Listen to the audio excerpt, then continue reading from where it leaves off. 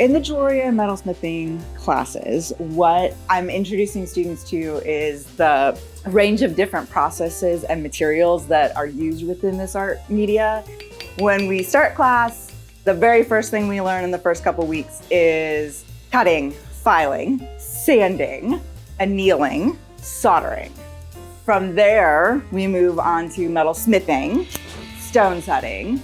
In the advanced classes, we start working in even more complex processes, specifically enameling, casting, larger scale metalsmithing, so more sculptural size forms, maybe rather than jewelry size forms.